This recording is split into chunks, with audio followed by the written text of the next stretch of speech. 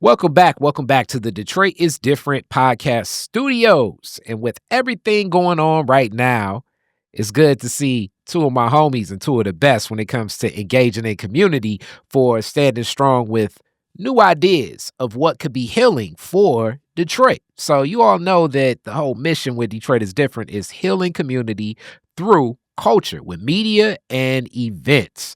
So definitely you have something that kicked off last year that the guest started, and the movement itself is something that's like, okay, we've definitely heard that, but how much are we seeing that? And talk about lived experience being in it. Mother of three and wife, we're talking about the Black marriage movement.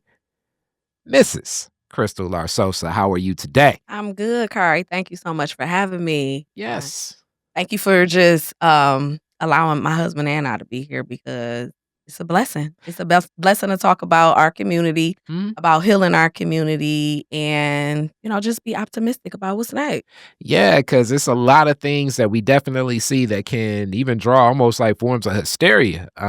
Definitely, we need those moments to pause, reflect, and figure out what those next steps are. Hmm. Within that, community will exist. Absolutely. So, being that you all have been in that anchor, on that block for a Hmm. while, even through a fire, like literal through the fire, which I was very prayerful. And when I was talking to Jasahn about what happened and how it was just a place of reflection and healing and just the way that you all came together, very deep. So let's unpack there. Okay. Marriage and community. How have you seen community respond to your marriage? And also, how has it been to engage in community through marriage? Okay. Well, like you mentioned, I am the founding executive director for an organization called Black Marriage Movement. And, my husband and I, we grew up. I'll start there first. We grew up here in the city of Detroit, lived on the exact same block.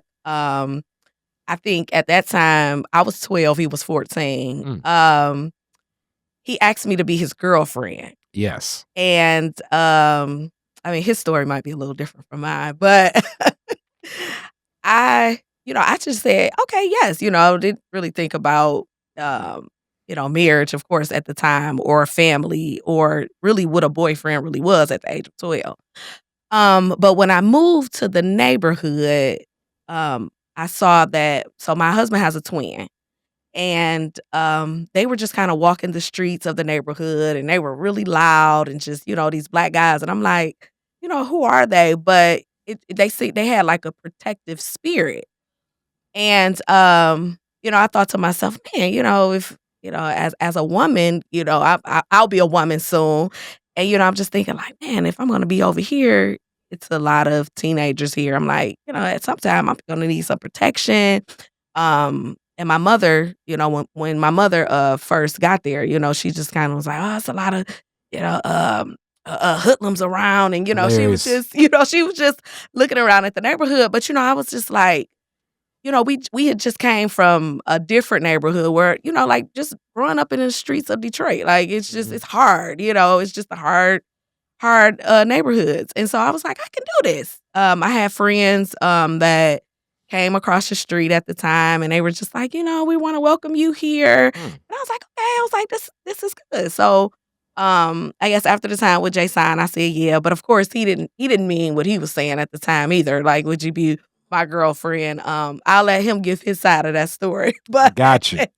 um, I just kind of realized, like, "Dang, I need, like, protection." Coming from a single parent household, I didn't feel protected, it was just my mother, and, I thought about that, and I was like, "Man," so fast forward, um, Jasahn and I, Jasahn went away, And also, obviously, during this, obviously, you check the box for yes. yes, I And checked the so, box for yes. so in this time, relationship before marriage. Yes, relationship before marriage, and not only was it just, like, relationship with him, but I gained to get love from his twin brother, Mm, So he has a twin who protected me the whole time that we were, like, living down the street from each other. mm, So, that's how I became known in the neighborhood, and so, like, other girls that lived there, they used to question, like, "Why is it," they actually, like, 'cause we still talk to everybody around our neighborhood,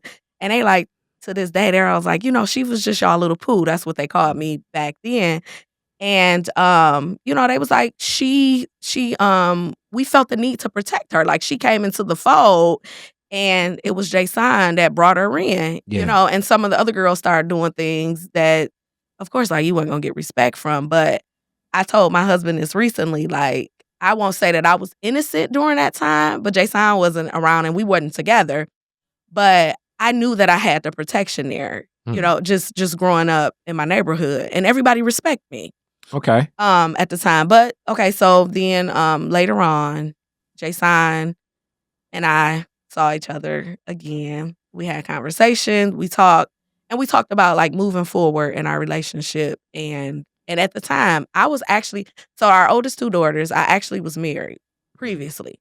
But I saw the value in marriage very early on. So let's unpack that. Okay. Just growing up, were there married couples on the block that you saw in community?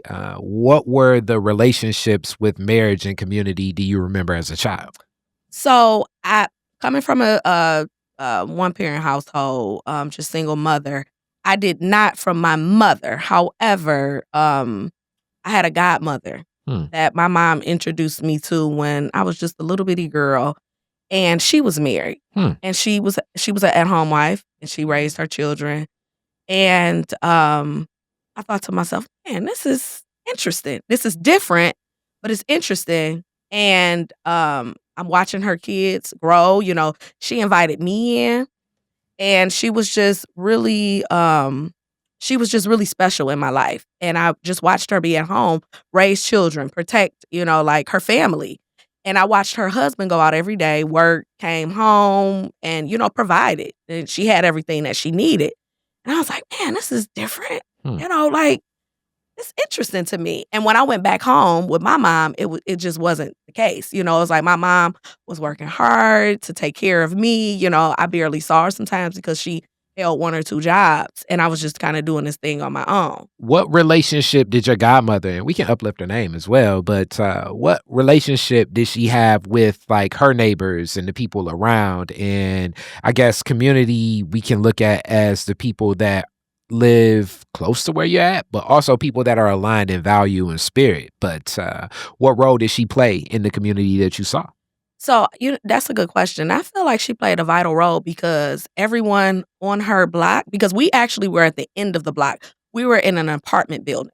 Mm, She was actually in a house, and everyone around her respected her every day. She introduced me to everybody on her block. "This is my new guy, baby," and, mm. I felt like she was the one that was really, really inviting, and everyone respected her as, like, a pillar of that neighborhood, and she just made sure just her seeing my mother walk down the street holding me at the time, she was like, "I want that little baby to be my baby." Mm. And my mom was like, "Okay, bet deuces," because, like, for one, like, I got other things I could be doing right now. I need help. Supported I don't know. childcare. Yes, like, I don't have anybody else to help me, raise this child at, this time. So, yeah, so she just became a part of my family, and I really just, look to her. I talk to her, just to this day, like, she's a magnificent woman, and I praise her for that, like, just being in my life. Mm. And the dynamic of marriage, how do you think that that helped frame or change the way she was able to engage with the community? I think that, for one, I think that women understand that having a husband, you're protected, for one. I think that women know that in general. You're protected.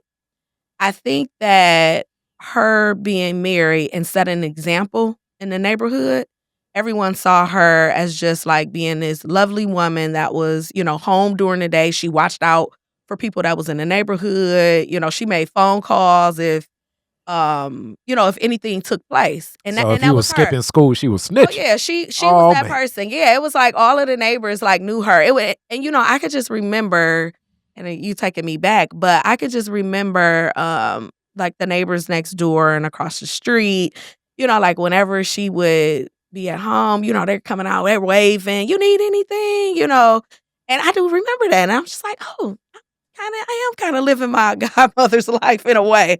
So I'm like, that was good, just good reminiscing, though. All right, let's uplift. What's your godmom's name? Her name is Genevieve Hayes. Okay, Miss Hayes, Mama Hayes. Shout out to Mama Hayes for Yes, being into that. And now great let's spiritual woman. so let's frame this for you in marriage. And you were married before, so you see the functionality of marriage, and you've uplifted protection a couple of times. Yes. So when you say protection, please break that down. Is it more so in the physical? Is it in the spiritual? Is it in the, I guess, the mental space? Like, break down what you mean by protection, because this is often uplifted. And Mhm. I do think that there are of arc of so many sisters that are in the space of not having an institution of marriage and carrying on raising children that feel as though, I need to protect myself, Mhm, because mhm, a lot of the insecurities usually align with men that they've had and shared relationships with. mhm. So first, let's just go there to, like, when you say protection, break that down a little bit. Okay, so, before I actually say that, I just wanna say, when you as a woman, when you're thinking about having a family, because I feel like just the nature of life is, like, you wanna reproduce, right? So, I think that I thought early on, having children, I need to be married first. Mm, And the reason why I felt like that is because I've watched plenty of women give birth and they weren't married, and I saw the struggle and I saw how hard it was, and that wasn't something that I wanted for myself. So when I decided to say, "Oh, I'm gonna get married, and then I wanna have children," I wanted the protection of a man, having my back as far as raising his child. Like, I didn't wanna raise a child by myself. I already saw the ramifications of that. I mm, didn't want to raise children by myself. And also, yes, physically, just being a woman out here, whether it's Detroit or anywhere else, I feel like other men respect the fact that women that are married, and they could see a ring on my finger, and I felt like that's something that I wanted for myself and for my family. mm, So, and even if when you think biblically, I mean, God said that our job was to be a helpmeet, and we were supposed to replenish the earth. So, in that order, that's what I wanted to do for me, and I wanted to see this thing play out. And, so when I actually had, decided to get married, I was like, when I gave birth to my first daughter, I was like, "Man, I wanna know what it is to be a stay-at-home wife as well."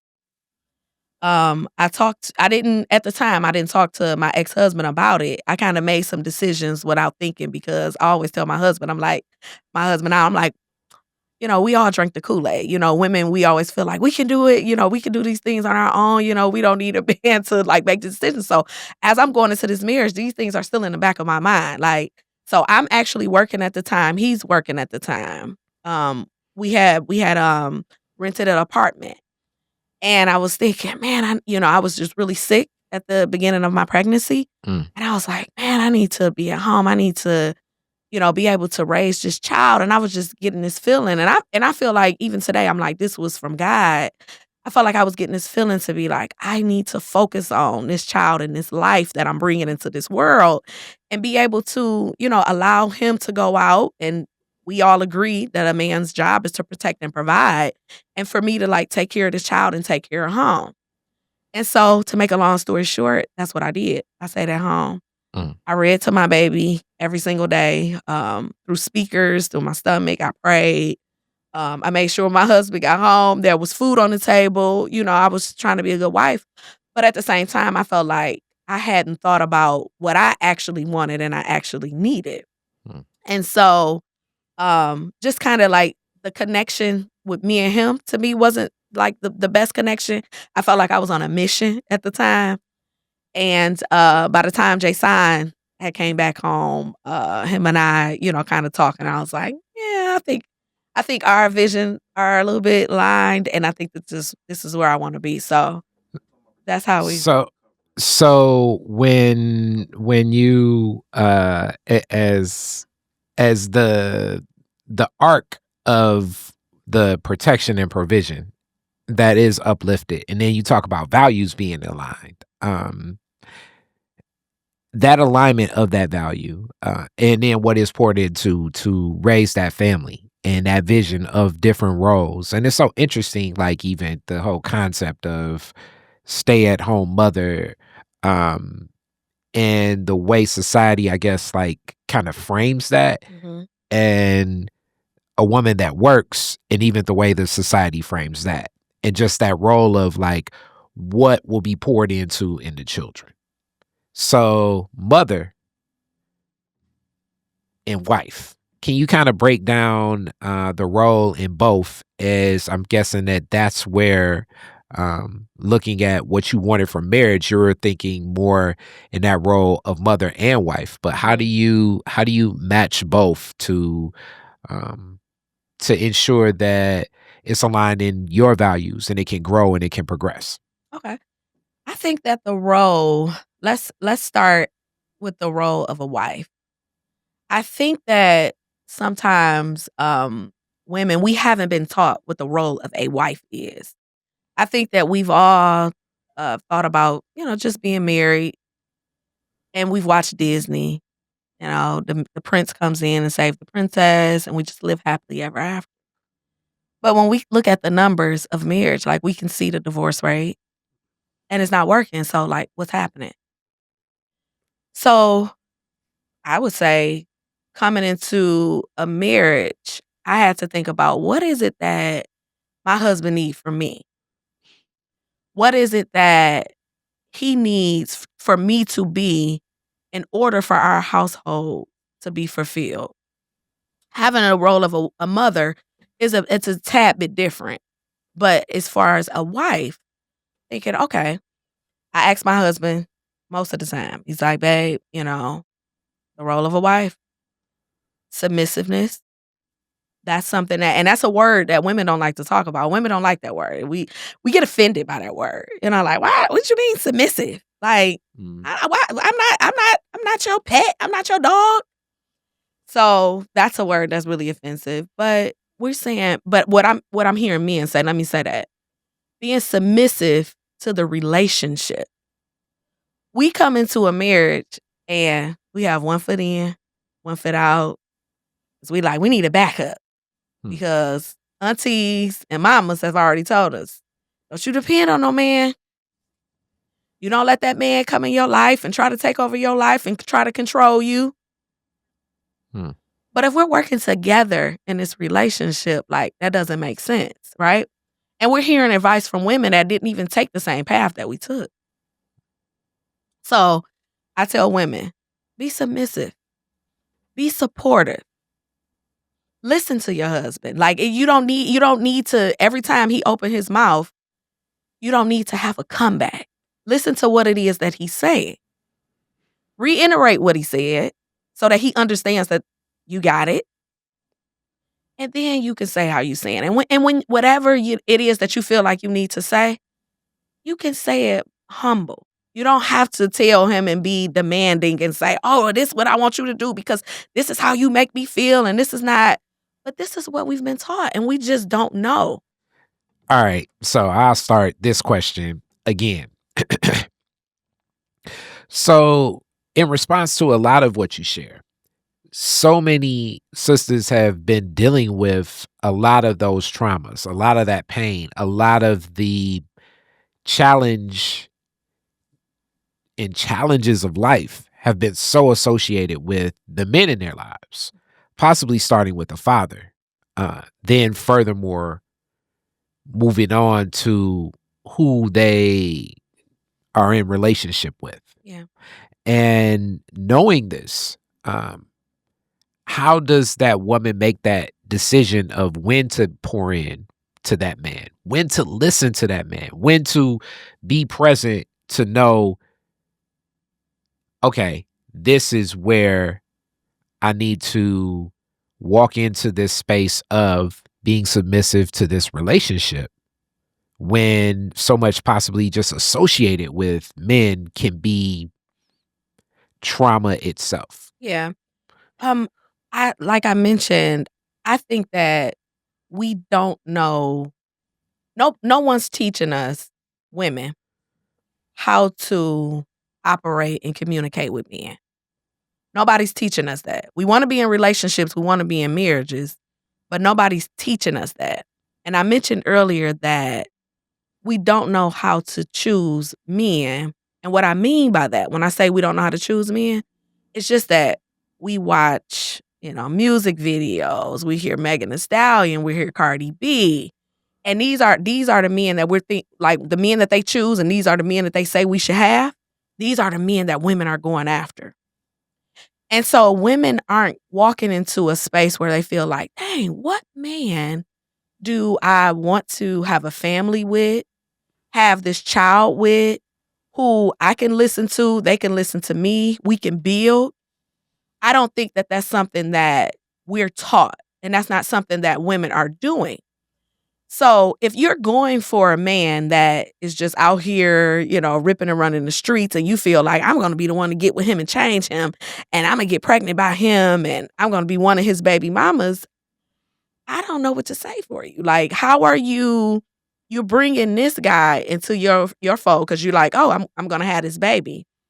But I don't think that maybe he's not even ready to settle down or even listen. But women are making decisions to have children anyway. However, but if we're talking about women that are saying, "Okay, this is a nice guy. We've talked, we've had conversations about marriage. We're talking about us building a family together, and these are some of the things that we're doing." If women go into this space and they're saying, "Hey, what is it that you need from me? These are some things that I need from you." Then I think that these conversations can be had. And I think that always a woman should be able to listen, not go off of her feelings, constantly, and like when she's upset, and not running through the house, cussing him out, provoking a man until he hits her or whatever reaction. I think that these are things that we need to talk about in our community because I know that we talk about domestic violence a lot in our community. But I was just at an event with the chief, and we were just having a conversation. And he's talking about domestic violence cases. Like, women are initiating are initiating these cases. Because what we will do is we get upset, we get really, really emotional, and we wanna fight. We wanna hit, and then a man is stronger. Was that 60% stronger than women? We were just looking at these numbers. Yeah, and but most women don't even know the strength of men because they haven't even been raised in households with men. I would say definitely to that. I think American society itself is violent.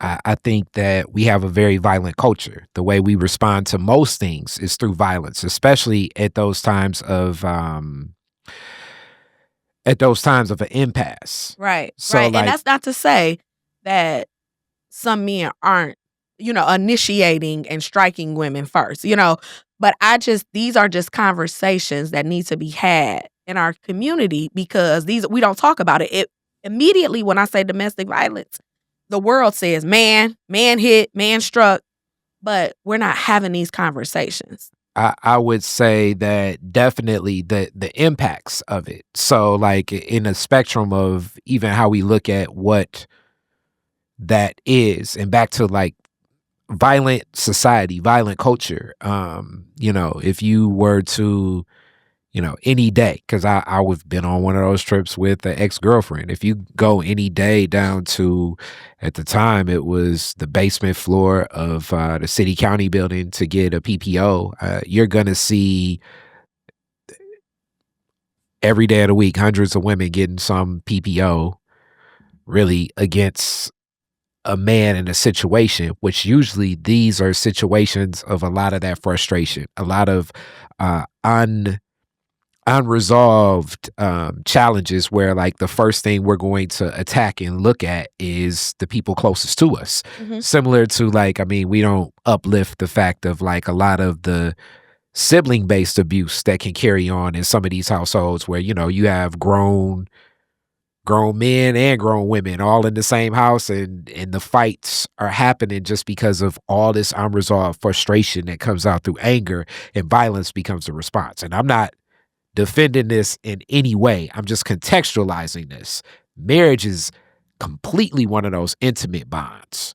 So, in your marriage, how through these intimate bonds, when you face those moments of strife and some of those misunderstandings that you all are having based on the values and based on what is shared as this vision of marriage, how have you functioned to to better resolve um, without things escalating to a point with it being, because sometimes like we think it could be physical, it could be mental, it could Mhm. be Mhm. psychological, it could be spiritual, Mhm. you know, metaphysical, because I believe oftentimes by the time the actual physical happens, it's checked a lot of the other boxes first. Yeah.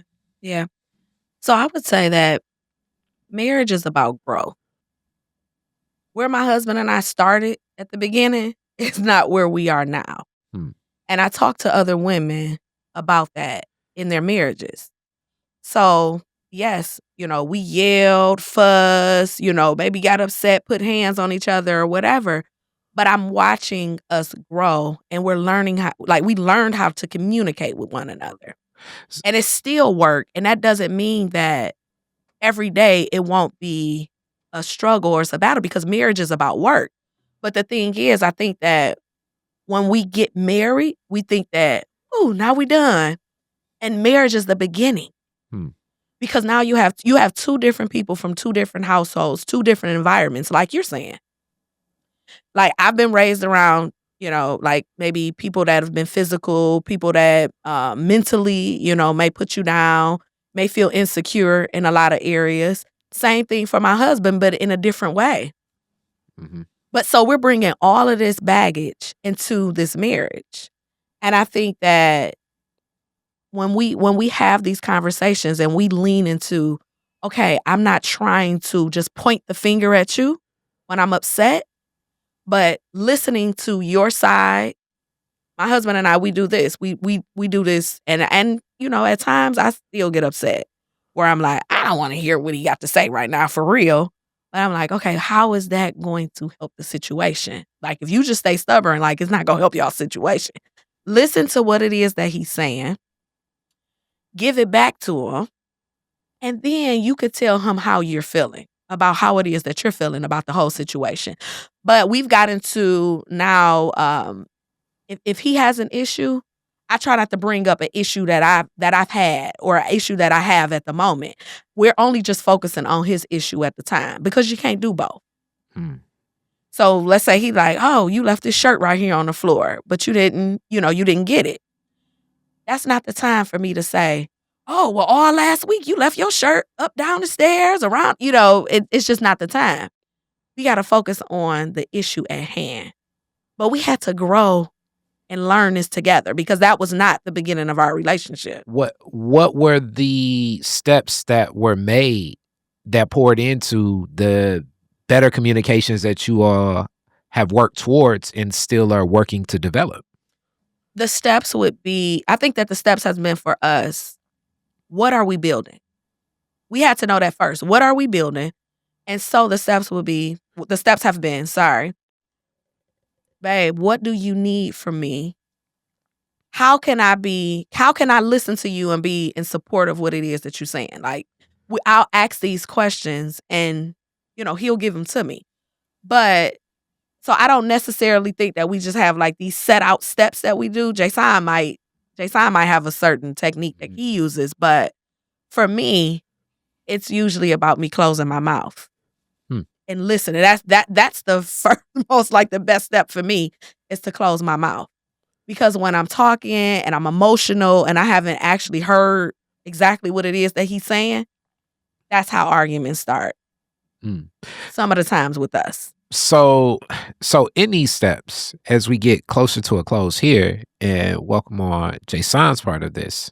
Now, I'm getting more of the practical of what has been poured in over time. Um, I would ask this: what was the catalyst for Black marriage movement? A, and how has now building this impacted your role in your marriage and as a wife? So choosing to live here in the city of Detroit, we look at it's about 77% of residents aren't married at all. But we're constantly watching children be born with couples that are unwed, not working together. And so we're seeing poverty rates are high. And Jasahn and I were just like, man, we chose to get married. We're building. We chose to live here in the city. We're raising our 3 children here.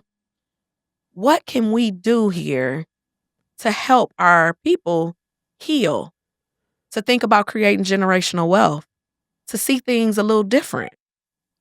And so we developed Black Marriage Movement because we want to see the healing of our people. Because I feel like I can't tell a woman she's not going to stop having children. Like, women aren't going to stop having children. This is the natural biology of our bodies, right? And so we decided to say, let's develop this organization. Let's teach men how to be fathers. Let's teach women how to be submissive in their relationship. Let's host forums. Let's offer tools, curriculums to, just talk and like bring family back into the community. We need to be healed as a community. And so we've been watching this thing prosper. So we have a few programs that we offer. I have a program called Detroit Wives Club, where we all come in, we're wives, we support one another, we're networking, we're supporting our Black husbands, and, we hope to gain some political power from this. And I'm watching that thing grow. And we also have a program called Care for Fathers. Well, we've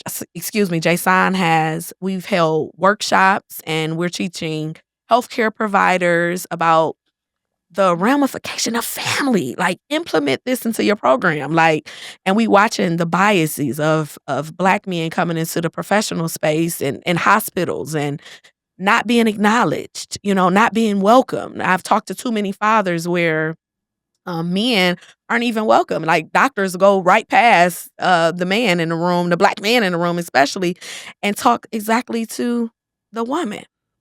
And we also have a program called Birth Fathers Detroit, which we're actually starting next week. We have a reception that we're starting with fathers that have children under the age of 1 year old, and they're learning from a fatherhood curriculum, and they're like learning the tools to nurture and help support the mothers of their child.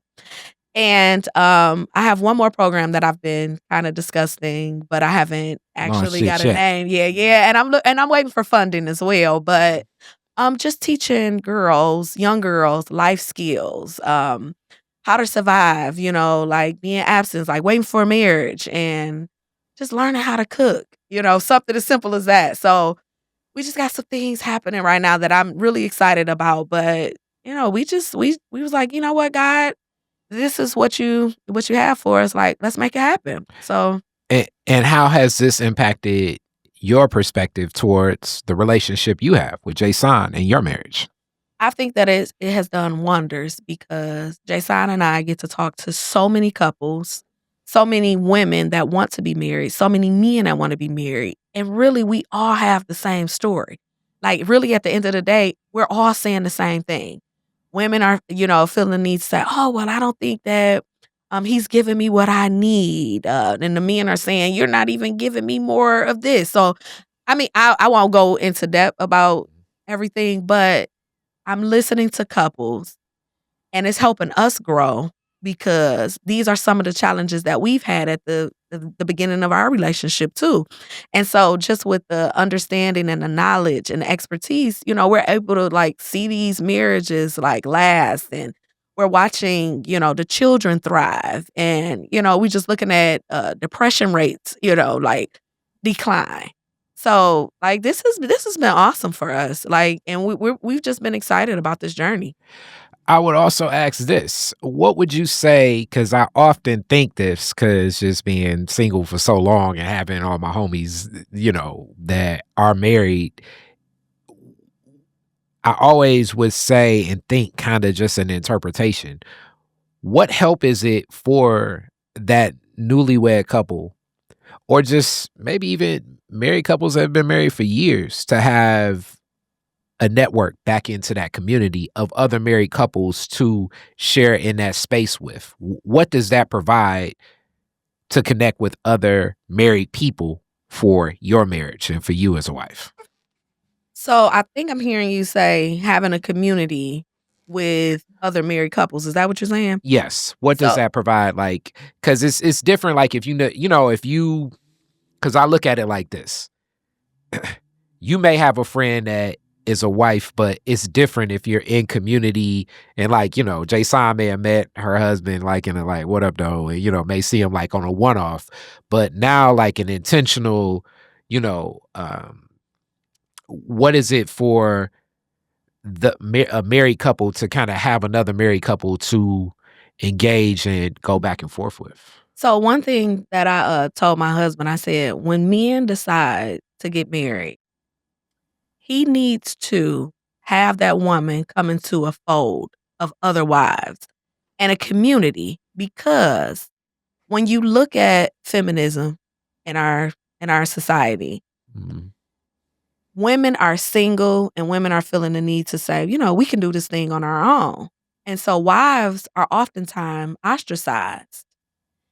But every like women that you grew up with, whether it was your girlfriends around the corner, you went to high school with, mother, aunties, they're pulling you like, you should come in with us. Like, yeah, if you get married, you get married. But that is like that community is always pulling you to like be outside of your marriage, And so I tell my husband all the time, like, we have to have a community for women to come in because we're all like-minded. We're all moving forward together.